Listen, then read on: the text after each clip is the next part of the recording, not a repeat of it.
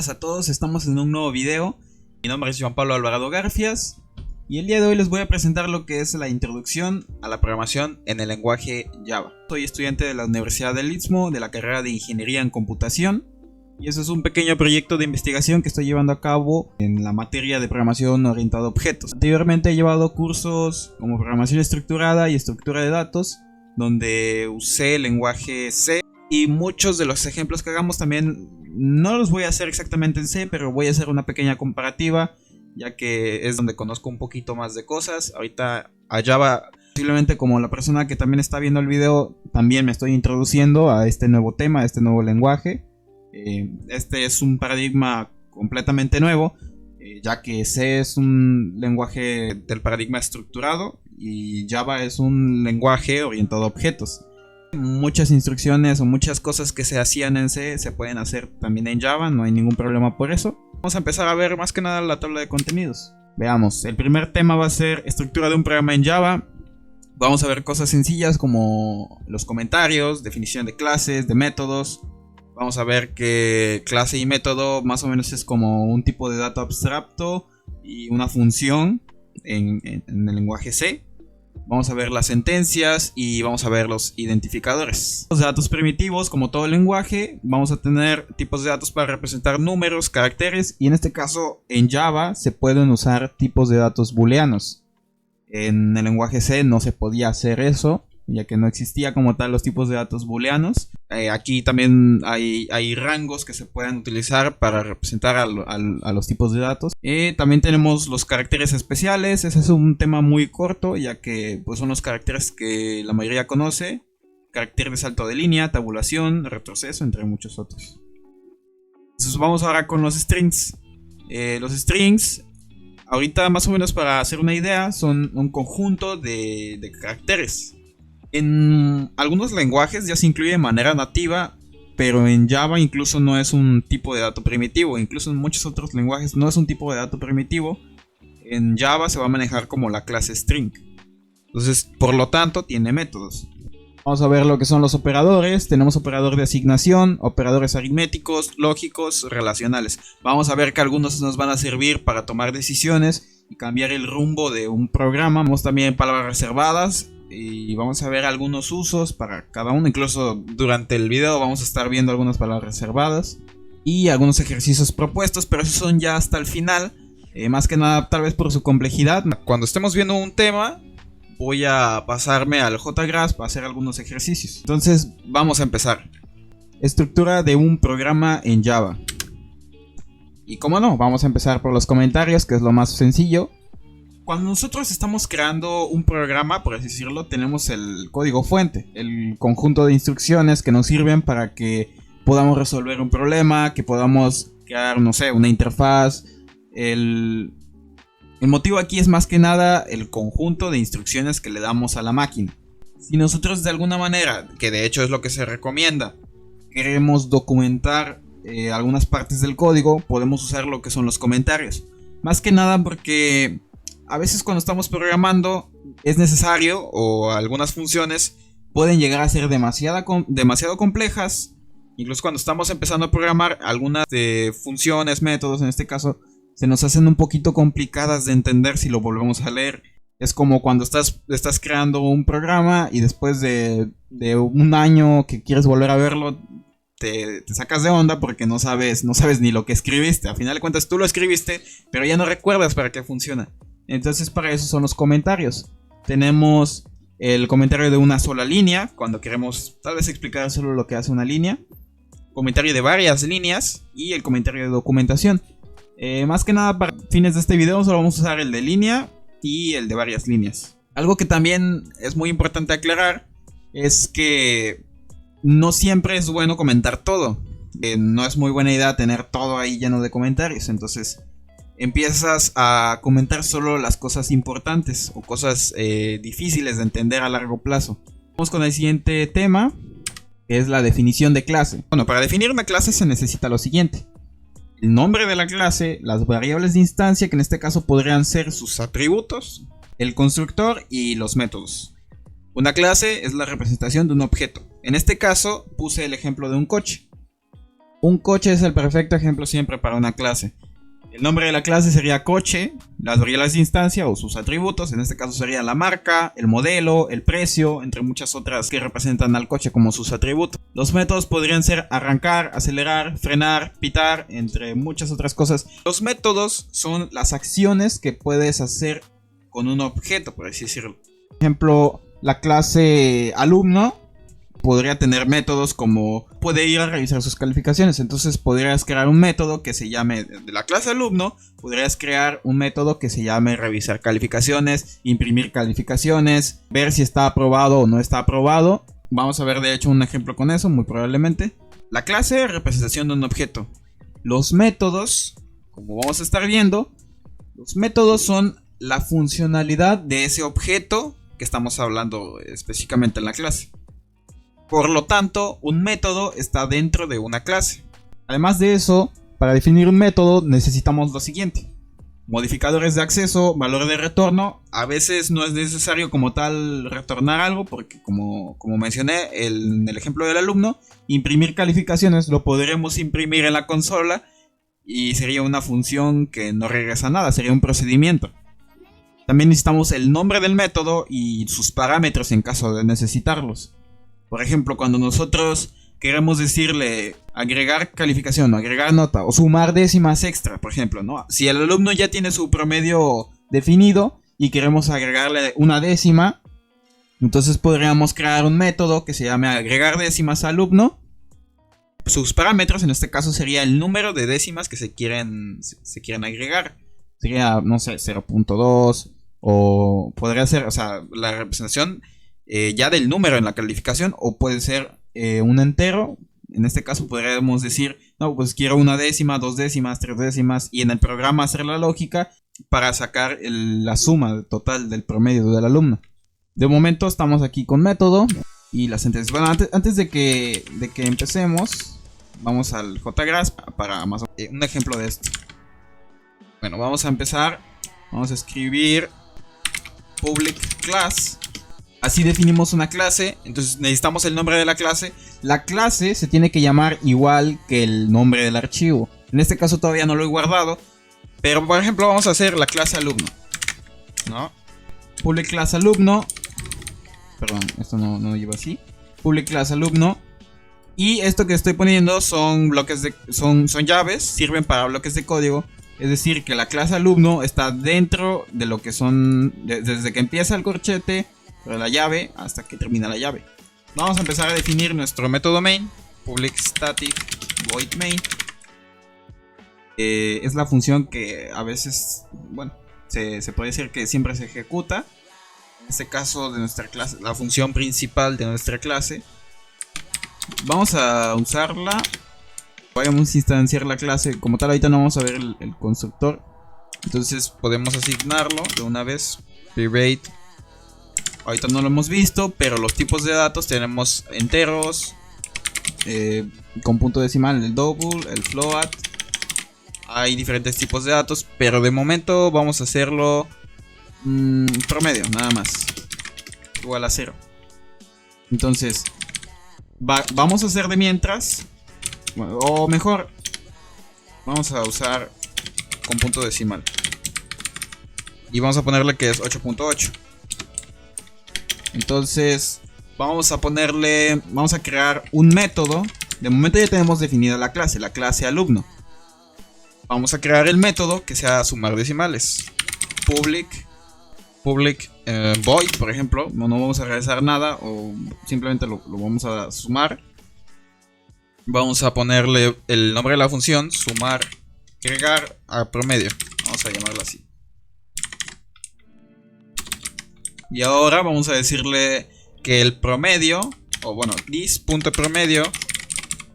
¿Por qué usamos el this? El this punto. Porque queremos hacer referencia a esta variable que está dentro de esta clase. Podríamos tener diferentes variables que se llamen promedio. Entonces hace referencia más que nada a esta variable. El this.promedio es igual a promedio más... me hizo falta mencionar que lo que está entre paréntesis, la cantidad de parámetros que vamos a recibir. Ahí van a ir los parámetros. En este caso vamos a agregar un flotante. En este caso vamos a agregar variable X. Vamos a ponerle. Entonces vamos a ponerle, simplemente lo vamos a incrementar. Promedio más X. Y ya, sería todo. Entonces vamos a crear nuestra clase alumno. Vamos a instanciarla. Vamos a crear el alumno Joan, por ejemplo. Es igual a new alumno. Así. New alumno. Entonces ahora vamos a poner Joan.agregar a promedio. Y vamos a mandarle 0.1. Y vamos a usar... es cierto. Cuando creamos un nuevo objeto, en este caso, tenemos que usar el nombre de la clase. Y vamos a usar esta palabra reservada new, el nombre de la clase, y entre paréntesis, en este caso irían los parámetros, en este caso el constructor, pero de momento no lo vamos a usar, ya que como tal en el temario. Y después, si queremos usar los métodos de ese objeto, para únicamente ese objeto, le agregamos punto y usamos el nombre de la función, en este caso el método, agregar a promedio, y seguimos la misma estructura, o sea, usamos los paréntesis para enviarle los parámetros. En este caso 0.1 se asigna a esta variable. Es como si se reemplazara, por así decirlo. Entonces, si queremos imprimirlo, tenemos que usar system con la S mayúscula .out, que es salida, print ln, y también podemos usar print, pero si usamos print ln nos agrega un salto de línea. Ahorita lo vamos a ver. El promedio es... Y le vamos a agregar Joan.promedio. Listo. Vamos a ver si hay algún problema. Lo hablamos y nos dice que tenemos un error. Me hizo falta agregar. Recuerden que, bueno, en este caso system es para más que nada imprimir. Esta instrucción es más que nada para imprimir, pero recibe parámetros. En este caso recibe un string nada más. Lo que estamos haciendo es, entre comillas, le enviamos el string, ya que siempre los strings se van a representar por comillas, doble comilla. Entonces aquí lo que estamos haciendo es concatenar Joan.promedio. Es una variable, bueno, por así decirlo, es una variable, la cual está definida aquí. Entonces, como está dentro de la clase, el método main se puede utilizar. Si nosotros tuviéramos otra clase y queremos usar la variable promedio, no se puede. Y si creamos un objeto en otra clase que se llame Joan, que sí se podría hacer porque es una clase pública, perdón, un objeto de tipo alumno, y quisiéramos acceder a promedio desde otra clase, no se podría, una variable privada. Entonces, en este caso, esto se conoce como concatenación, el hecho de unir dos strings, por así decirlo. De hecho, vamos a ver que hay una conversión implícita, ya que el mismo... Un número en este caso, porque se están dando cuenta que es un número, nos lo va a convertir a un carácter en este caso, o un string. Hay algo que me hizo falta al momento de declarar el método main, y es que recibe unos argumentos que son los datos que al momento de ejecutar el archivo. Normalmente aquí se almacena el nombre del archivo, me parece. Como pueden ver, declaramos al principio el promedio como 8.8. Pero aquí nos está imprimiendo que el promedio es 8.9. Si se están dando cuenta, sí se agregó o se sumó, por así decirlo. Pues hemos terminado con este ejemplo. La verdad es un muy buen ejemplo para arrancar, y vamos a seguir con los demás temas. Tenemos claro la definición de clase y la definición de método. Creamos una clase que se llama alumno y creamos un método que se llama agregar a promedio, que simplemente toma el promedio del alumno y le agrega algunas décimas que tenga por ahí. Ahora vamos con las sentencias. Las sentencias tenemos diferentes. Tenemos sentencias de control de flujo, el cual nos sirven para... Se basa en decisiones para poder decir para dónde puede ir el programa. De hecho, como están viendo aquí, tenemos un pequeño diagrama, ya que se evalúan expresiones para poder decir si vamos para un camino o para otro, verdadero o falso. A final de cuentas, al if, por ejemplo, solo le importa un valor de tipo booleano, verdadero o falso. Es un caso un poquito diferente porque evalúa un valor y luego se basa en casos para poder determinar el flujo del programa. Tenemos también sentencias repetitivas, los ciclos, que sirven para repetir ciertas instrucciones del programa cierta cantidad de veces. Incluso hay convenciones para saber cuándo utilizar los ciclos que tenemos, en este caso el for, el do while y el while. Si queremos hacer un programa que calcule, en este caso el usuario podría ingresar hasta qué número quiere ver los números primos, lo adecuado sería un for, porque conoces la cantidad de veces que vas a repetir las instrucciones. El do while se suele utilizar cuando quieres repetir una instrucción al menos una vez y de ahí podría no repetirse de nuevo. Vamos con el do while, el cual suele servir para, por ejemplo, cuando queremos repetir algo al menos una vez, se suele utilizar el do while. Es decir, hacemos algo una vez y luego verificamos la condición. Ese es el funcionamiento del do while. Mientras que el while es una sentencia repetitiva, podría hacerse 0 veces o podría hacerse muchas veces. Entonces, como pueden ver, hay una que se usa cuando conoces el número de iteraciones, en este caso. Otra cuando lo quieres hacer al menos una vez, al menos una iteración. Y otra cuando podría hacer 0 iteraciones. Entonces, esa es la diferencia entre cada una. Y hay momentos en los que es apropiado usar una que otra. Sentencias de salto. Algunas sirven para irrumpir una sentencia de tipo repetitiva o devolver un valor. Tenemos 3 ejemplos aquí, de hecho son palabras reservadas. Las palabras reservadas tienen una función específica al momento de crear nuestro código. En este caso break nos sirve, de hecho vamos a poner un ejemplo mejor. Vamos a poner un ejemplo, vamos a quitar esto. Vamos a dejarlo. Vamos a dejarlo por si nos sirve más adelante. Entonces, vamos a, por ejemplo, vamos a hacer vamos a probar el do while. Esta es la estructura del do while. Es como as, mientras, no sé. Vamos a crear una variable. No lo hemos visto, yo estoy consciente de que no lo hemos visto, pero más adelante lo voy a mencionar. Vamos a declarar una variable de tipo entero, mientras i sea menor que 100, por ejemplo. Vamos a contar desde el menor o igual que 100. Entonces, las condiciones siempre, o la mayoría de las veces, las condiciones van a ir entre paréntesis. Casi siempre. Y de hecho, vamos a ver lo que se llaman operadores lógicos. Esto equivale a hacer algo como esto. Entonces, esto se le conoce como operador OR. Esto se traduce como as mientras i sea menor que 100 o i sea igual a 100. Entonces vamos a mantenernos con menor o igual. Ahora vamos a imprimir. Vamos a imprimir i en el n. Vamos a imprimir i. Y si por ejemplo, vamos a imprimir todos los números pares ya. Ya que estamos aquí, vamos a empezar desde el 1. Ahora nos sirve para practicar el if también. Vamos a practicar los dos aquí, de hecho. ¿Se dan cuenta? Esta es la estructura del if. If, paréntesis, aquí va a ir adentro la sentencia. Y existe algo que se llama else. El else, bueno, vamos a hablar.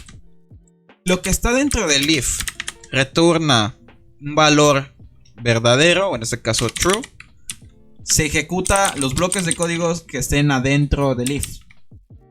Pero si lo que está dentro del if resulta ser falso, en este caso false, se van a ejecutar las instrucciones que estén dentro del else. Ahora, podemos crear más condiciones en caso de que no se cumpla el if. Un momento no lo vamos a hacer, pero vamos a usar el if y el else. Vamos a imprimir los números pares y los números impares. Vamos a ponerle si i, esto se conoce como módulo, que es más que nada el residuo. Por definición, cuando tú divides un número entre 2, si el residuo es 0, el número es par. Eso es por definición, no tiene... Pero para hacer más corto la operación, se puede hacer con puras sumas y restas el módulo. Pero para hacerlo corto existe este operador en los lenguajes de programación, el cual es el módulo. Entonces, si esto se cumple, entonces true. Entonces, bueno, no se puede, pero lo voy a poner. Vamos a decir que es par. Entonces vamos a ponerle out.print.ln o print nada más para practicar también. Vamos a ponerle es par.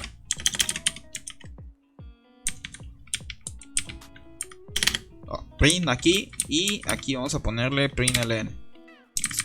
Es par.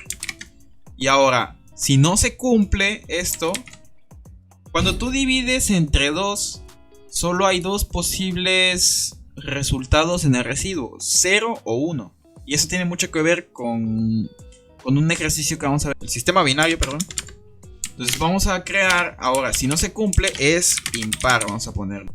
Uy, se nos olvidó incrementar y este tipo de cosas pasan cuando usas un ciclo tal vez que no es del todo apropiado. Lo apropiado sería usar el for, pero quise usar el do while y ese tipo de cosas pasan, se queda de manera infinita. Hay que incrementar y y más es igual que decir y más 1. No hemos visto el operador de asignación, lo vamos a ver, pero esto equivale a decir en la variable i almacena el valor de i más 1. Es decir, si i valía 1, esto se va a reemplazar y esto quiere decir i es igual a 1 más 1 en el primer caso. Y después i vale 2, aparte de que se evalúa i como 2 aquí, esto quiere decir i es igual a 2 más 1 y entonces ahora i vale 3 y así sucesivamente. Lo único que estamos haciendo es hacer un recorrido de izquierda a derecha para hacer ejemplos. Entonces, lo que hacemos es este recorrido. Es como contar. Para eso se usan normalmente la variable i en programación se usa para contadores. Entonces estamos haciendo este recorrido hasta llegar al 100. Vamos a imprimirlo, vamos a ejecutarlo. Y como pueden estar viendo, se imprimen todos los números desde el 1 hasta el 100. Y nos va diciendo 1 es impar, 2 es par, 3 es impar, se cumple. Entonces ya tenemos un programa que nos imprime los números desde, bueno, en este caso hasta el 100. Lo podríamos modificar aquí, nada más le ponemos 50. Incluso lo podrían hacer como reto. Podrían hacer que sea un número que coloque el usuario, pero todavía no vamos a ver eso. Vamos a hacer que cuando el ciclo, o sea, aquí estamos diciendo que sea hasta el número 50, ¿no? Pero vamos a ponerle que si i es igual a 25, vamos a ponerle que se rompa el ciclo. Entonces, ¿qué va a pasar? Cuando llegue a 25 se va a romper el ciclo. Cuando i se incrementa, en este caso se detuvo en 24 porque cuando i aquí vale 24 antes de que se incremente, o se incrementa, vale 25, se ejecuta esta sentencia y es donde el programa se rompe. Pero si queremos que se ejecute también, se evalúe el 25, vamos a ponerlo antes de la instrucción y van a ver el orden. Sí, como pueden ver, el 25 sí se ejecutó. El orden en el que escribamos las instrucciones sí importan. Entonces, de mientras tenemos nuestro programa. Vamos a el continuo, lo vamos a ver con un ejemplo más adelante de números primos. Y el return no creo que no lo pusimos, pero aquí por ejemplo, si además de que quisiéramos agregar a promedio, retornamos en ese método el promedio total, podemos hacer esto. Decimos que regresa un double y retornamos promedio. Es decir, vamos a ponerlo. Vamos a borrar este. Es más, lo vamos a comentar. No hay que estar borrando. Miren, aquí empezamos al comentario. de varias líneas. Y si queremos terminarlo, simplemente ponemos este disco diagonal. Listo. Todo esto está comentado, no se va a ejecutar. Entonces vamos a crear alumno es igual a new alumno. Listo. Entonces, perdón, hay que ponerle el nombre de la variable, en este caso Joan, por ejemplo. Joan punto agregar a promedio y le ponemos 0.1. Ya habíamos dicho que teníamos 8.8 de promedio, pero como esto regresa un valor, si lo ponemos así no hay problema, no pasa nada. Pero si queremos imprimirlo directamente, vamos a ponerle .println sin problemas, porque lo que pasa es que los paréntesis tienen mayor prioridad. Entonces se ejecuta primero esta sentencia, retorna un valor, el cual es el promedio, y esto se convierte a string, porque recuerden que esta instrucción recibe únicamente strings. Entonces se hace una conversión implícita, lo hace el compilador, nosotros no nos metemos ahí, no hacemos algo como esto, no sería apropiado en este caso, porque es un número con punto decimal, se convierte a string de otra manera. Eso ya lo hace el compilador de manera interna. Entonces vamos a ver. Como pueden ver, el promedio era 8.8, le agregamos una décima. Vamos a agregarle, ¿por qué no más? Vamos a ponerle que llegue al 9 cerrado. Y llega al 9.0, ¿no? Entonces, como pueden ver, retornamos un valor. Lo único que no vamos a ver ahorita es el continuum. Lo vamos a reservar para más adelante, si es que nos da tiempo. Ahora, sentencias de control de excepciones no lo vamos a ver, pero lo voy a mencionar. Y se usan más que nada para manejar errores. Es más que nada para evitar errores en tiempo de ejecución. Es decir, cuando sucede analizar audios, imágenes o recibir esa información, pueden ocurrir ciertos errores. Puede que el archivo esté dañado, no esté bien. Entonces podemos evitar que nuestro programa deje de funcionar en tiempo de ejecución si manejamos esos errores. Podemos hacer que salga una ventana y simplemente no pase nada, el usuario vuelve a ingresar. Incluso Java tiene sus propios manejos de excepciones con algunas cosas. Ahorita no se me ocurre un ejemplo, pero vamos a verlo más. Ahora vamos con los identificadores: variables, clases y métodos. Deben comenzar con una letra, un guión bajo o un símbolo de dólar. Son sensibles a mayúsculas y minúsculas. No se pueden usar palabras reservadas como identificador. No puedes tener algo así como int if es igual a 2, por ejemplo. No se puede, porque if es una palabra reservada. Incluso si te descargas el JGrasp, el NetBeans o cualquier otro, incluso la mayoría te lo va a marcar como una palabra reservada. Y te lo va a marcar en este caso en JGrasp, pero te lo va a marcar con morado, depende del tema que tengas. El detalle aquí es que te va a resaltar que es una palabra reservada. Entonces tenemos el nombre de las variables, las clases. Normalmente los métodos, en lugar de usar guión bajo, al momento de separar o usar los espacios, no se pueden usar espacios en este tipo de cosas. En lugar de usar guión bajo, se usan mayúsculas. Es decir, si hay una nueva palabra, se usa mayúscula. Agregar promedio en realidad se debería escribir así, ¿no? Agregar a promedio. Pero no puedes hacer eso. En el lenguaje tienes que tener mucho cuidado al momento de que vayas a usar los espacios. Estás tratando con una computadora y la computadora necesita instrucciones muy específicas para poder ejecutar tu programa. Entonces, por convención se utiliza esta nomenclatura. Incluso si quisiéramos, por ejemplo, hacer un método que sea ver si está aprobado, podría ser public double ver status, por ejemplo, ver status de alumno. Como pueden ver, esa sería la manera apropiada de nombrarlo. No sería buena idea poner esto en minúsculas todo, no se ve bien, pues, ni en mayúsculas.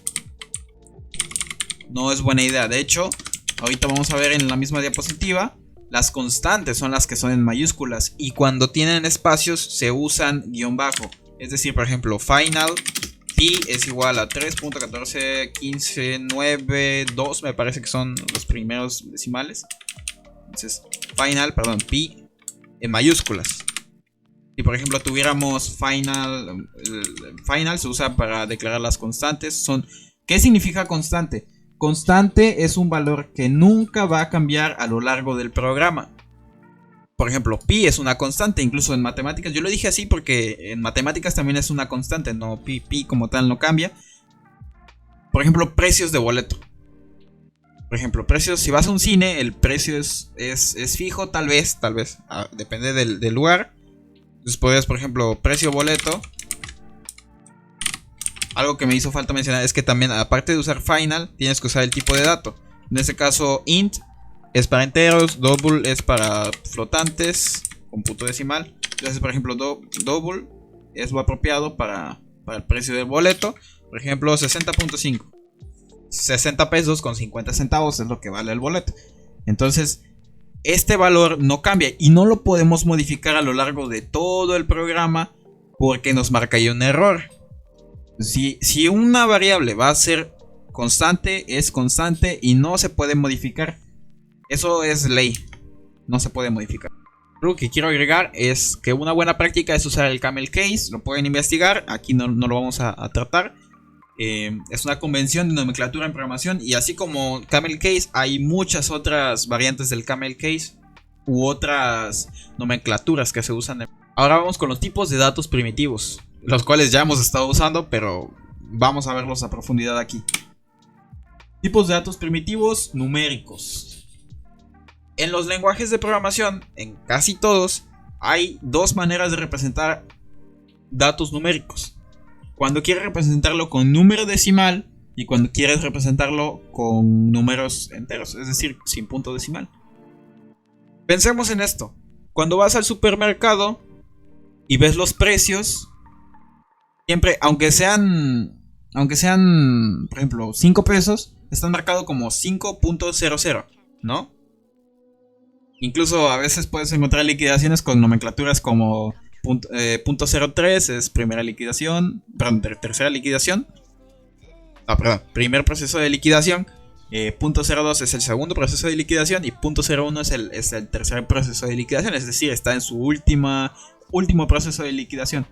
Entonces, aunque no lo crean, el usar el punto decimal ayuda demasiado a este tipo de cuestiones. Por ejemplo, cuando te dicen, haz un programa que calcule, no sé, use el método de Newton, no sé, por ejemplo. Entonces, muy posiblemente cuando te dejen un programa de matemáticas tengas que usar datos con flotante. Y Java de hecho es relativamente potente en el manejo de números decimales. Entonces, por ejemplo, vamos a ver que hay diferentes rangos. Son lo mismo, por así decirlo, representan lo mismo. Cuando quieres usar un dato tipo decimal, puedes usar float o double. La única diferencia es que tienen diferente rango para poder representarlo. Aquí, bueno, yo desconozco todavía qué número es este, pero es un número demasiado grande. Entonces, ahora con los enteros, depende mucho. Supongamos que quieres representar, no sé, tienes la clase salón. La clase salón tiene un atributo, el cual va a ser el número de alumnos en el salón. Te pregunto, ¿cuál sería el tipo de dato apropiado? ¿Con punto decimal o con enteros? No puedes tener 5.5 alumnos o 50.9 alumnos. No puedes, o sea, no es lo apropiado. Lo apropiado sería usar un tipo de dato entero. Y tenemos diferentes rangos. Tenemos el byte, que es un tipo de dato que abarca desde menos 128 a 127 y así sucesivamente. El short es un poquito más pequeño que el int. El int normalmente se usa, bueno, por convención. Yo incluso si yo quisiera representar el número de alumnos usaría int.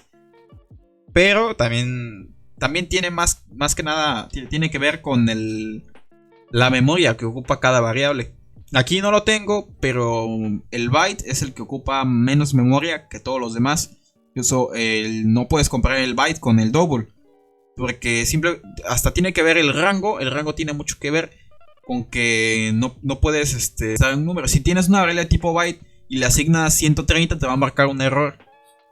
Los tipos de datos de caracteres sirven para representar caracteres Unicode, como por ejemplo el carácter H, el carácter 7, el carácter de símbolo de interrogación. Por ejemplo, un conjunto de caracteres, cuando tú quieres decir hola, por ejemplo, en este caso, aquí me hizo falta, aquí debería ser H mayúscula.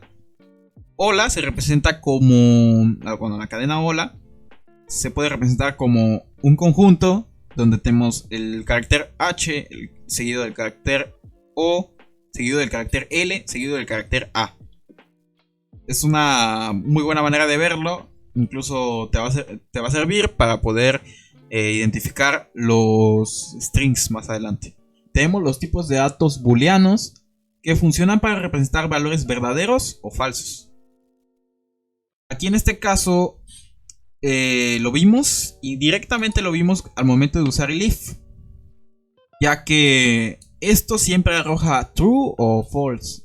No hay otra manera de verlo. Al if solo le interesan esos dos valores, que es un valor booleano, más no es una variable de tipo booleano. Ahora, por ejemplo, no sé, se me ocurre boolean, se ocupa esa palabra reservada, boolean, es primo, no sé, es primo, no sé, true. Por defecto puedes usar false y true, por ejemplo, ¿no? Si tenemos, por ejemplo, int n es igual a 5, podemos tener algo como, no sé, es primo es igual a función evaluar, no sé, no se me ocurre un nombre ahorita, y le mandamos n. Entonces n, esa función va a evaluar si es un número primo, y en es primo se va, en esta variable de tipo booleano se va a almacenar true o false. Y después podemos tener algo así como if es primo, imprimir que es primo, ¿no? Y si no, entonces no sería apropiado. Vamos a ver los caracteres especiales. Solo vamos a ver dos para alargar un poquito, para no hacer tan largo el video. Vamos a hablar del carácter de salto de línea, que lo hemos usado indirectamente, y el tabulador. Vamos a usar system.out.print. Vamos a poner hola, diagonal n, soy, diagonal t, Joan. Uy. Me hizo falta punto y coma. Hola, soy. Si se dan cuenta, todo está en una misma línea, pero al momento de representarlo no es así. Entonces, hola, se hizo un salto de línea. De hecho, por ejemplo, aquí veamos. Hola, vamos a juntarlo. 2A. Hola, salto de línea, soy.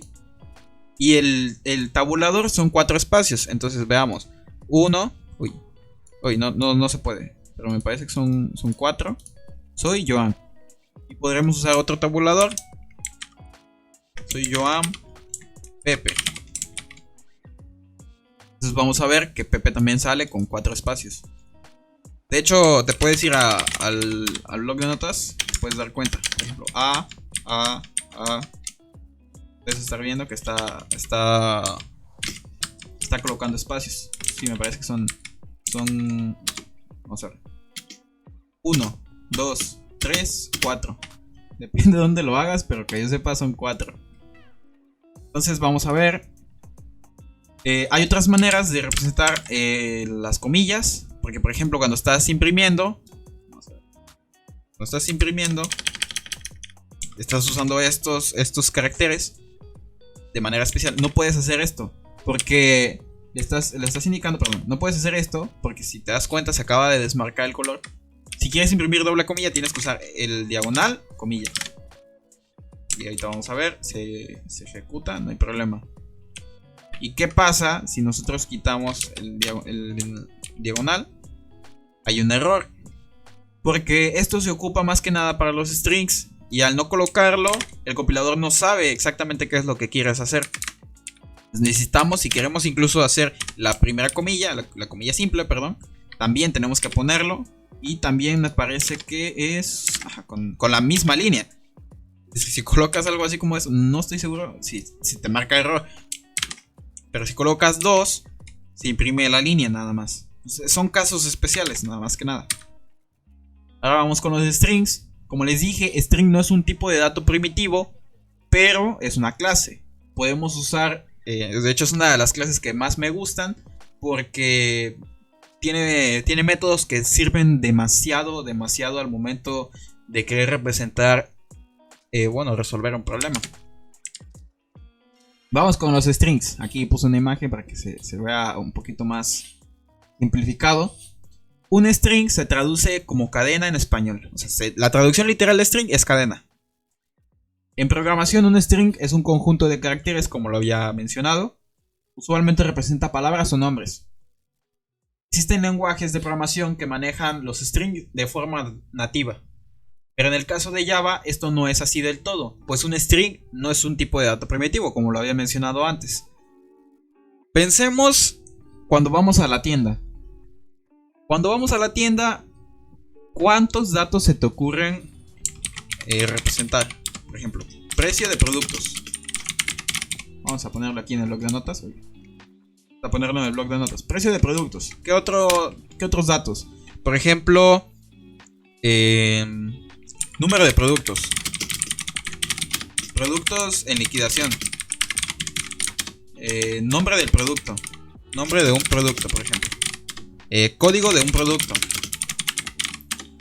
Hay muchas maneras, ¿no? Ahora vamos a hacer más o menos.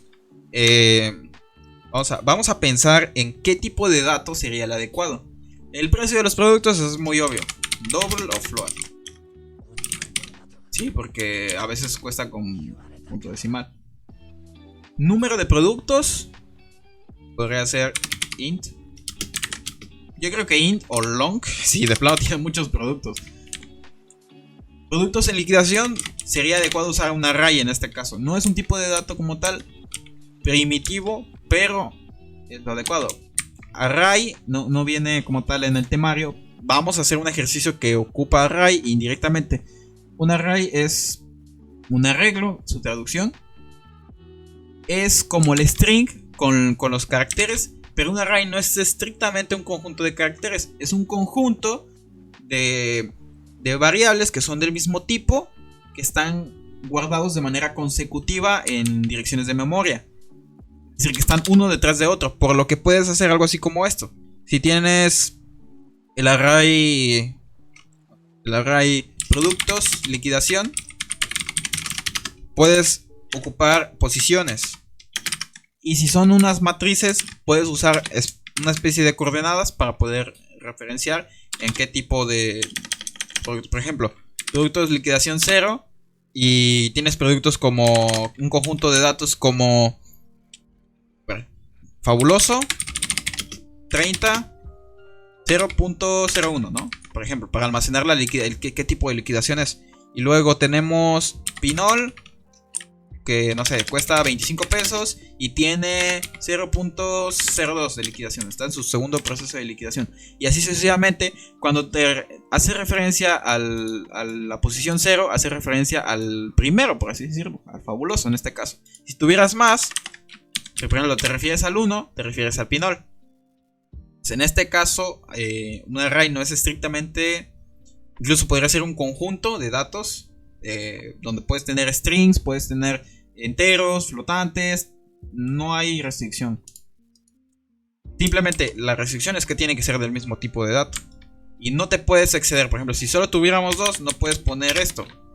Y no puedes poner esto porque esta es la posición 0, esta es la posición 1 y no existe. Y de hecho no existe la posición 2, o no lo declaraste, y te va a marcar un error al momento de compilarlo en Java.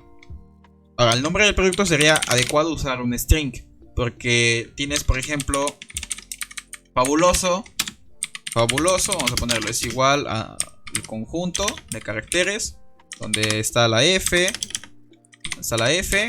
seguido de la A y así sucesivamente. Entonces sería adecuado el string. El código de un producto depende Pero a mi parecer es más adecuado el string. Porque hay productos que no son estrictamente números. O sea, códigos de productos. Hay códigos que me ha tocado ver algo así como esto. Hay códigos que usan letras. Podría ser un entero, podría ser un long. Pero a mí me gusta más la idea de usar un string al momento de representar un código de un producto. Entonces, de mientras, vamos a hacer un pequeño ejemplo. Es más, como estamos manejando las clases, es más, vamos a usar el mismo ejemplo. Vamos a usar el string con la S mayúscula, nombre de alumno, nombre nada más vamos a ponerle, string nombre, es todo. Ahora, vamos a hacer un método que nos devuelva los datos del alumno. Public, vamos a ponerle public alumno ver datos. Oh no, mejor vamos a hacer public void ver datos y vamos a ponerle sin parámetros, solo vamos a ver los datos, es un proceso. Y vamos a ponerle, por ejemplo, modificar nombre. Ahora vamos a ver el de ver datos. Modificar nombre que reciba un string. Nuevo nombre. Vamos a poner nuevo nombre. Cuando queremos enviar, por ejemplo, queremos cambiarlo, vamos a ponerle this.nombre del alumno de esta clase es igual a nuevo nombre. Vamos a poner Joan punto dar nombre es con los parámetros. Le vamos a poner que ahora me llamo Pablo, coma. Vamos a ver si hay algún error. Mientras no. Y hace falta imprimir el nombre del alumno, ¿no?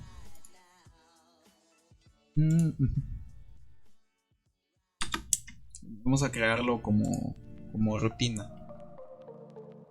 Vamos a crearla acá abajo.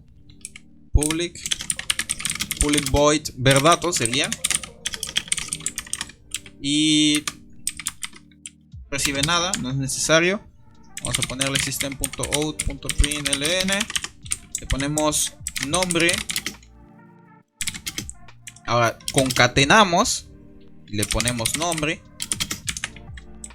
Le ponemos después promedio. Y le ponemos el promedio. Lo concatenamos. Pero no hemos creado Joan.ver datos. Y debería imprimir. Es decir, sí, debería imprimir Pablo. Pero para hacer la demostración vamos a ponerle Joan.nombre es igual a Joan. No debería imprimirse Joan, debería imprimirse Pablo.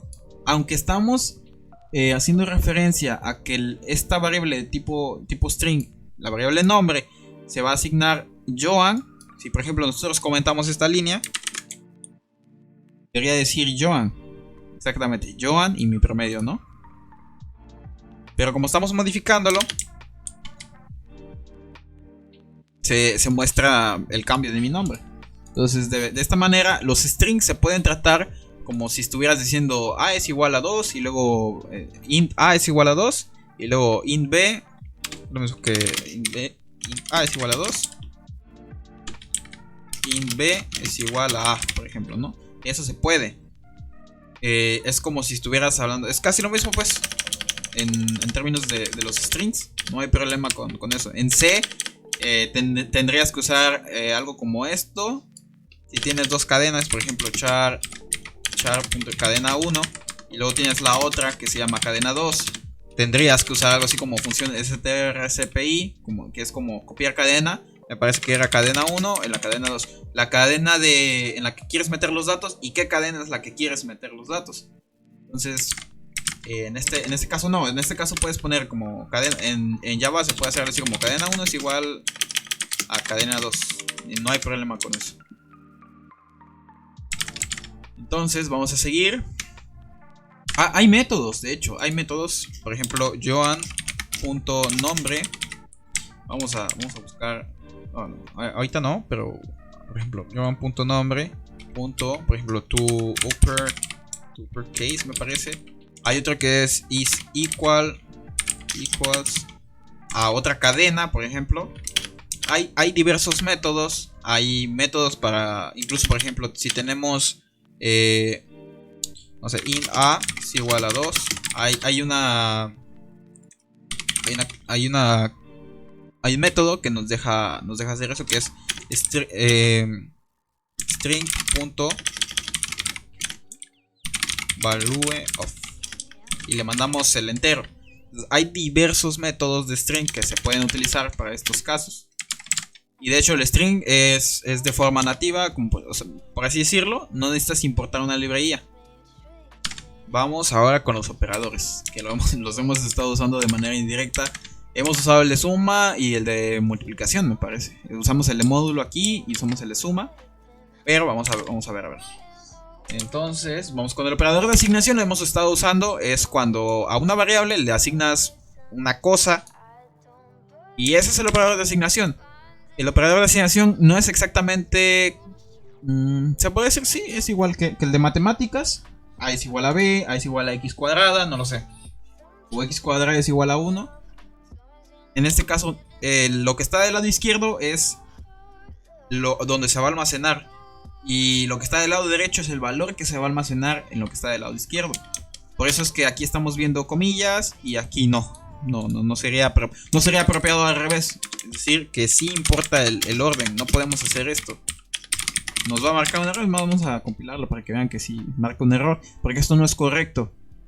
No es como en matemáticas. Si por ejemplo dices que a x cuadrada, por ejemplo, x cuadrada es igual a 1, en matemáticas no hay problema si haces esto, porque estás declarando la igualdad.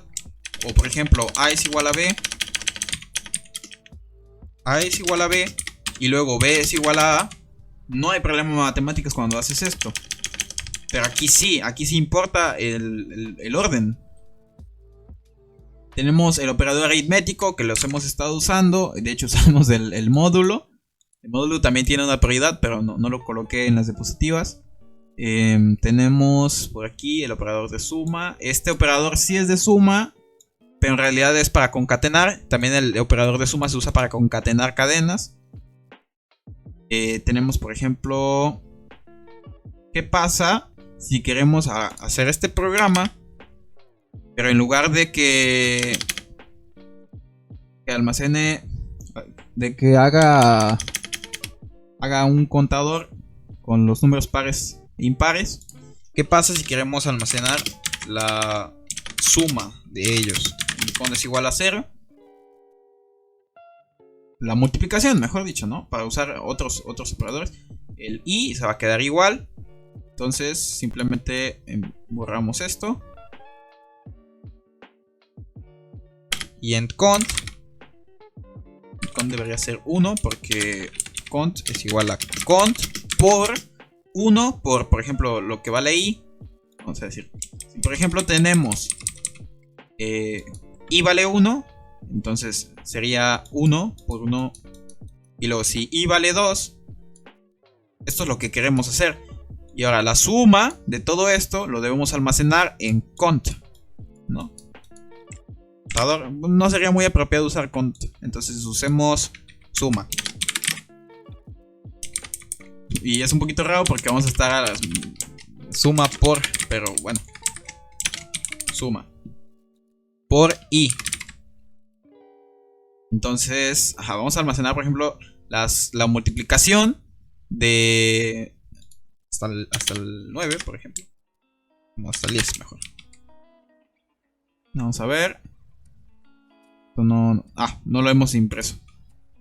Entonces vamos a imprimirlo, system.out.println, y vamos a colocar la suma. Vamos a ver. Este es un número muy grande. Vamos a ver hasta... De hecho, indirectamente todo es el factorial. Vamos a ver, el factorial de 5 me parece que es 120. Sí, efectivamente, acabamos de hacer indirectamente el programa del factorial, porque el factorial se define como la multiplicación desde 1, desde 1 hasta n, ¿no? En este caso. Y si n es igual a 5, lo que hace es hacer una multiplicación 1 por 2, por 3, por 4, así hasta el 5. Y esto, háganlo en sus calculadoras, eso es igual a 120. Entonces, acabamos de hacer el... acabamos de hacer... Bueno, es un poquito raro, pero ya lo hicimos. Vamos. Ahora vamos con los operadores lógicos. Los operadores lógicos tenemos el AND, el OR y el NOT. Son operadores que combinan valores booleanos para poder devolver un resultado, true o false. Ahora vamos con... No vamos a borrar nada ya. No hay que borrar. Nos pueden servir. Ahora, por ejemplo, boolean. Boolean, no sé, por ejemplo, prueba es igual a 2 mayor que 5. Debería ser falso. System.out.println prueba. False. Efectivamente es falso. 2 no es mayor que 5. Pero ¿qué pasa si lo invertimos? True. Bien. Vamos al mismo tiempo a hablar de los operadores relacionales, que son el mayor, el igual y el menor. Estos se pueden combinar. Se pueden usar de hecho ORs para poder crear el mayor igual. Porque de hecho así se dice, mayor o igual que. Entonces, por ejemplo, si queremos decir 5 es mayor o igual que 5, eso también se puede hacer. Es falso, ¿no? Porque 5 no es ni mayor que... Perdón, 2 no es mayor que 5 y 2 tampoco es igual a 5. Entonces, se puede combinar con OR para poder hacer algo como esto. O 2 es igual a 5. No vayan a confundirse con usar el operador de asignación. El operador de asignación es un solo símbolo de igual. El operador de comparación es dos caracteres de igual. Es lo mismo. Entonces, aparte, si queremos, por ejemplo, decir, vamos a usar el AND. 2 mayor que 5 y 5 igual a 5. Esto va a ser falso, porque 2 no es mayor que 5. O sea, se tienen que cumplir las dos condiciones para que esto sea verdadero. Esa es la diferencia en el AND. Y por ejemplo, vamos a crear la tabla aquí mismo. Si por ejemplo tenemos tabla OR, vamos a crearla. Tabla OR, entrada 1. Y vamos a tener aquí entrada 2. Y el resultado. Si por ejemplo tenemos true y aquí tenemos false, el resultado del OR a esos valores es true. Porque aunque se cumplió la primera y no se cumplió la segunda, es como cuando vas a la tienda y te dicen, si traes, no sé, por ejemplo, si te dice tu mamá, si te sobra dinero, si te sobran 10 pesos, compra una coca. O si te sobran 5 pesos, compra una coca. No lo sé, es un ejemplo, ¿no? O sea, te están dando dos opciones, que tengas 10 pesos o que tengas 5 pesos. Entonces, por ejemplo, si tenemos false, true, bueno, true en la segunda entrada, esto sería true también. Y si tenemos true y true en la entrada 2, esto sería también true. ¿Por qué? Porque solo basta que una se cumpla. Y si tenemos false y false, esto es falso. El único caso en la tabla OR donde es falso es cuando las dos condiciones son falsas. Porque esa es su traducción. O, es decir, condición 1 o condición 2. Con que una se cumpla está bien, no hay problema. Con que una se cumpla retorna verdadero. Ok, entonces ahora hablemos de la tabla AND. Diversas tablas, no es exactamente eso. Vamos a hablar. Ahora, si tenemos, por ejemplo, si por ejemplo tenemos false true y false, el resultado es false. ¿Por qué? Si tú estás diciendo primera condición se tiene que cumplir Y además de eso, la condición 2 se tiene que cumplir. Y aquí tienes un falso. Entonces el resultado es falso porque tú estás poniendo las restricciones para que se cumpla. Y aquí tampoco, aquí también es false, aquí es true de hecho. El único caso donde el AND retorna true es cuando ambas condiciones se cumplen. Es el único caso donde se cumple. Y si las dos son falsas, pues es falso, ¿no? No, es para que lo tengan en cuenta. Por ejemplo, vamos a poner el de negación. ¿Qué pasa si negamos el true? Si negamos el true se convierte en false. Y si negamos el false se convierte en true. Es como invertirlo. Aunque suena fácil, a veces es un poquito... Sí, miren, efectivamente, le dije que prueba parecía que era true, pero no, en realidad es negado. Entonces es como... Si tienes... En realidad el true y el false son 0 y 1. El 0 es para el false y el 1 es para el true. Entonces era lo mismo que si en C hacías esto era 1. Y si tenías esto, si negabas el 1, eso te daba 0. De hecho, no sé, desconozco si en este lenguaje es así, pero en C cualquier valor diferente de 1 era verdad, de 0, perdón, era true. Entonces, esto nos sirve mucho, por ejemplo, si queremos crear una clase, no sé, una clase trabajador. Y tenemos, por ejemplo, trabajador 1.descuento. Vamos a hacer esto del 50, no sé, 10% género de su sueldo. Si no trabajó, le pasamos así, trabajador 1. No trabajó, ¿no? Donde no trabajó es un método que retorna booleano. Y esto sirve para más que nada leerlo, ¿no? Aquí, perdón, se ya trabajó nada más. Trabajador trabajó. Suena un poco raro, pero si trabajó retorna true. Y si no trabajó retorna false. Entonces, si por ejemplo tiene lógica, ¿no? El programa. Si no trabajó trabajador, entonces se le hace un descuento, ¿no? Sirve para hacer ese tipo de cosas. Los booleanos sirven para muchas otras cosas, pero solo lo vamos a ver con esos ejemplos. Ahora vamos con la jerarquía de operadores. Esto lo vamos a ver muy rápido. Básicamente los operadores que tienen mayor prioridad son los paréntesis. De ahí el de multiplicación y la división.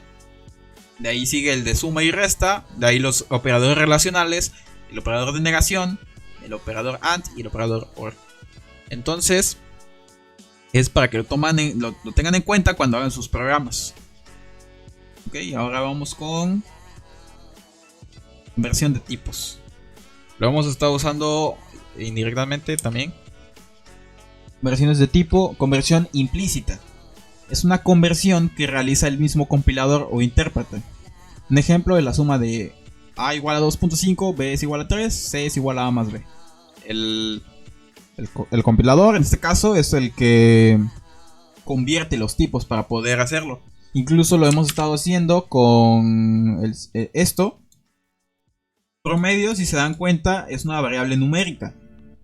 Y es un poquito raro decir, es que ¿cómo se convierte texto? Pues es que el compilador es capaz de poder realizar estas conversiones. Eso es una conversión implícita, porque nosotros no estamos poniendo algo como string, no sé, esto no existe, pero no estamos haciendo eso. Lo que, si existiera esto que estoy colocando, esto sería una conversión explícita, porque el mismo programador está, como pueden estar viendo, es una conversión que realiza el programador. El mismo programador lo está realizando. Vamos a hacer una conversión explícita para que se den una idea. Vamos a declarar una variable. Por ejemplo, double P es igual a 3.1416. Para resumir. Y luego int P en minúsculas. Acuérdense que el lenguaje es sensible a mayúsculas y minúsculas. Entonces estoy creando como otra variable que simplemente se llama P. Igual, pero no es la misma variable. Entonces nos vamos a ponerle int Euler para que no se confundan. No sé, vamos a ponerle que Euler es igual a int pi. Es una manera de convertirlo. Perdón, era pi mayúscula. Y vamos a imprimirlo, cierto, se me olvidó. Es un ejemplo. No sé. Si me está viendo un matemático, no se enojen conmigo. Entonces, como pueden ver, se imprimió 3. Cuando pi vale 3.1416. Entonces, vamos a hacerlo con... ¿Qué les parece si ahora Euler lo convertimos a carácter? Ya hacemos esto un poquito extraño. ¿Qué les parece si lo convertimos después a carácter? Y vamos a imprimir Euler. Bueno, eso fue un poco raro. Vamos a poner que pi es igual a... Me parece que el 0 en ASCII es 49. No, es el 1, es el 1. Entonces el 0 en ASCII es 48. Así tenemos, por ejemplo, esta variable. Sí, efectivamente, esto usa el código ASCII. Entonces, si tenemos una variable con punto decimal y luego la convertimos a entero, se convierte en... Toma la parte entera, entonces es 48. Y luego se convierte a carácter. Pero recuerden que... Espero no sonar un poco extraño con esto, pero los caracteres a final de cuentas son valores numéricos. Por ejemplo, si se van ahorita en internet y buscan la tabla del código ASCII, se van a dar cuenta que el 48 es el 0. Entonces por eso es que este tipo de dato de Euler, si nosotros lo ponemos como...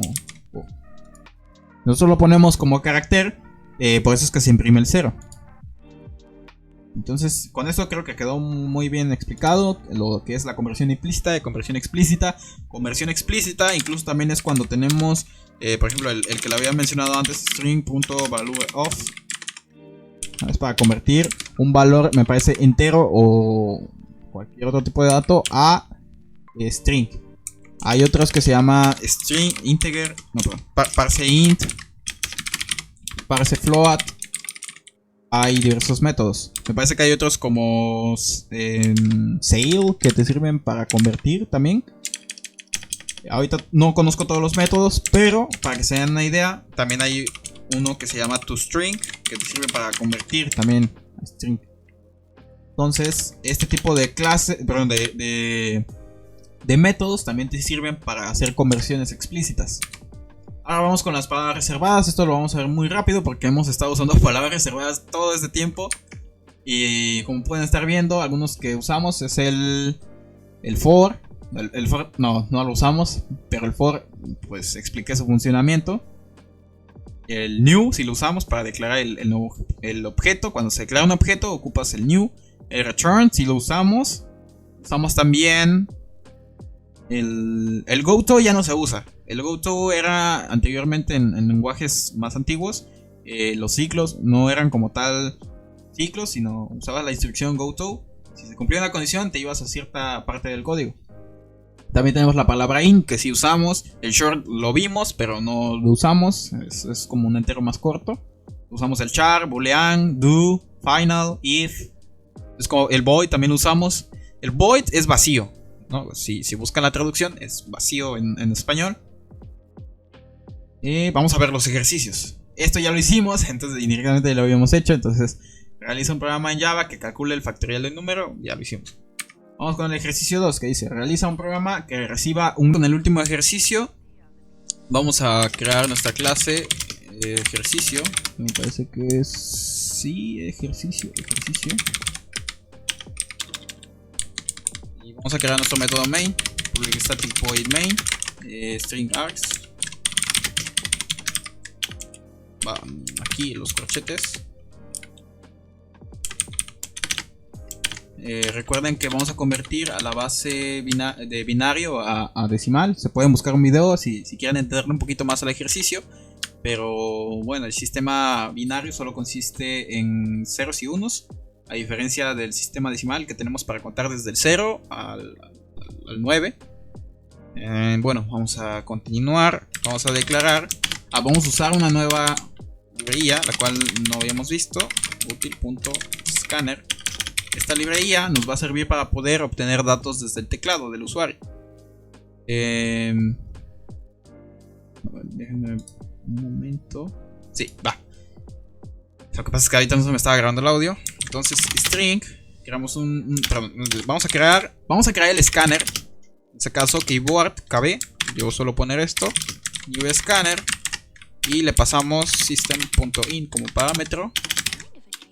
Ahora creamos un string que se llame, no sé, binario. Y le ponemos kb.next, que nos sirve para leer la siguiente línea. Es decir, nos sirve para hacer algo como esto. Ya estuve haciendo ahí un par de pruebas. Vamos ahora a crear una función que nos permita evaluar si el binario es válido o no es válido. Vamos a crear la función con la siguiente forma. Public static boolean. Vamos a regresar un booleano si es válido o no es válido. Es válido. Y recibe un string. Bin, vamos a ponerlo. Ahora, vamos a crear una variable y recuerden que por convención cuando vamos a hacer una iteración, vamos a hacer iteraciones, es la variable y vamos a usar el for. Recibe, bueno, para así decirlo, ocupa 3 parámetros. Bueno, no parámetros, pero su estructura son tres cosas. El inicializador, la condición que en este caso sería i menor que bin.length menos 1. Ahorita explico por qué. Y el paso sería incremento en 1, como ya habíamos visto antes, ¿no? ¿Por qué sería bin.length menos 1? Porque para empezar, el punto length, como ya había mencionado antes, por ejemplo tenemos una cadena como 100, cadena, no en número, tenemos el punto length, nos va a devolver el tamaño de la cadena y en este caso sería 3. Pero como recuerden que estamos con índices de arreglos, en este caso strings, estamos 0, 1, 2. Entonces tenemos que restarle 1 para no desbordarnos por ahí en un índice. Y bueno, ahora vamos a decirle si bin.charadd le mandamos i es diferente del carácter 0. ¿Por qué? Porque queremos solo hacer válido 2 entradas, 1 y 0 en los strings. Entonces, esta es una buena manera, además de que tiene que cumplir que bin.charadd, aquí a mayúscula, y sea diferente de 1. Bien. Ahora, esto vamos a retornar con false. Bien, de hecho como es una sola instrucción podremos no usar llaves, no hay ningún problema con eso. Si es una sola instrucción, en nuestro zip no se recomienda, pero podríamos dejarlo así sin ningún problema, no hay ningún detalle. Y por defecto vamos a retornar true, ¿por qué no? Porque si sobrevivió el for a todo esto, entonces significa que es verdadero, o sea, es válido. Ahora vamos a usar la función es válido, le mandamos binario, es válido. Entonces vamos a crear un ciclo for. Aquí me hace falta crear una variable y por i igual. ¿Qué les parece si en lugar de hacer el típico recorrido de izquierda a derecha hacemos un recorrido de derecha a izquierda? Para hacer eso tendríamos que obtener el tamaño de la cadena y luego restarle 1, ¿no? Entonces y sería binario.length menos 1 y mayor o igual que 0, porque acuérdense que el índice más pequeño es el 0, entonces no nos tenemos que pasar. Y sería decremento en 1. Eso se pone como i menos menos. Y ahora tenemos que hacer el cálculo. Hay que crear una variable que almacene datos grandes. Vamos a llamarlo dec es igual a 0. Para dec más igual, que sería igual dec más algo. Pero vamos a resumirlo. Esto se puede resumir como dec más igual. Y ahora tenemos que obtener este carácter, este valor, pero en enteros para poder operar con ellos. Entonces tendríamos que usar algo así como binario.charadd y le tenemos que restar el carácter 0. ¿Por qué? Porque si por ejemplo tenemos el carácter 0 aquí, digamos en este caso el 0, 0 menos 0 se hace la resta de sus valores en el código ASCII y es 48 menos 48 que te da 0. Entonces es válido. El 49 es 1 en el código ASCII. El 1 en el código, tiene un valor numérico en el ASCII de 1, perdón, de 49. Entonces se hace la resta de 49 menos 48 y eso te da 1. Entonces tiene sentido. Ahora vamos a usar la clase mat con el método POW para poder elevar algo al cuadrado. Me equivoqué, ahí no era. Por ejemplo, ¿por qué? Porque al momento de convertir esto de binario a decimal, esto por definición se multiplica por 2 elevado a la 0, por 2 elevado a 1, por 2 elevado al cuadrado. ¿Me van entendiendo? ¿Me van siguiendo la idea? 2 elevado al cubo, así sucesivamente si hubieran más términos. Entonces, si me van entendiendo, esto se tiene que multiplicar por 2 elevado. ¿Les parece si ya tenemos el tamaño de la cadena? 3 menos 1 para tener el 2. Y le vamos restando el valor en ese momento, que es i. Es una muy buena idea, ya que así no tenemos que crear un nuevo contador para poder ir controlando elevado a la 0, elevado a la 1. Entonces es muy buena idea. Y de hecho mat.pow regresa un tipo de dato double. Entonces tenemos que convertirlo a entero para que no haya problemas ahí de conversión. Y ya simplemente nada más imprimimos dec println. El decimal es... Uy. El decimal es... Y le pasamos dec. Y me faltó una... Listo. Ahora simplemente le imprimimos en el caso de que no sea válido. Uy, por ahí imprimimos que el binario no es válido. Listo ya. Vamos a compilar a ver si hay algún error. Listo, a ver. Vamos a mandarle un mensaje, ¿no? Se ve muy feo así, sin nada. Decirle, ¿no? O sea, introduce el binario o algo. Introduce el binario. Introduce el binario.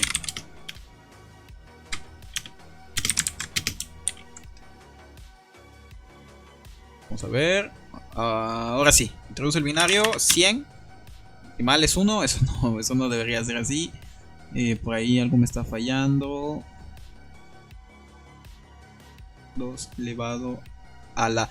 Oh, ok, aquí me equivoqué. Sí, no sé por qué le puse a la i. Si ya les había dicho que teníamos que usar el binario.length, que es una cantidad fija. Menos 1, menos i. Listo. Eso ya lo había mencionado, no sé por qué me olvidó. Entonces vamos a convertir el 100. Efectivamente, 100 en binario a decimal es 4. Vamos a probar con 1001, que es el 9. Efectivamente, vamos a probar con el 10, que es el 2. Vamos a probar con un número más grande, a ver si lo ejecuta bien. Yo supongo que está bien. Ahí lo pueden convertir ustedes. Y bueno, pues de mi parte sería todo. Muchas gracias por ver el video. Yo tenía un par de ejercicios extra para poder realizar, pero ya no va a dar tiempo. La verdad es que me llevé mucho tiempo con el video. Ya no quiero investigación. Aquí pueden encontrar las fuentes. Todo lo que estoy diciendo lo van a poder encontrar en los libros. Si tuve algún error por ahí, me comí algo, me pueden comentar sin ningún problema. Y no tengo detalles en que me mencionen ese tipo de cosas. La primera fuente es Cómo programar en Java, 9ª edición de Deitel y Deitel. Tenemos también el libro de Fundamentos de Programación en Java, de Martínez Ladrón de Guevara. Muy buenos libros, la verdad los he estado leyendo y he estado aprendiendo mucho. Bueno, pues no me queda más que nada que agradecer a todos por el tiempo, por tomarse el tiempo de ver este video. Si estás empezando apenas con la programación, igual que yo, pues te deseo mucha suerte. La verdad es que es un camino muy apasionante. Y pues nada, a estrenar este nuevo paradigma de programación. La verdad es que me está gustando mucho. Y la verdad disfruté mucho hacer este video. Ya tenía tiempo sin subir videos. Voy a tratar de hacer el espacio para poder empezar a subir videos otra vez. Nada, muchas gracias a todos.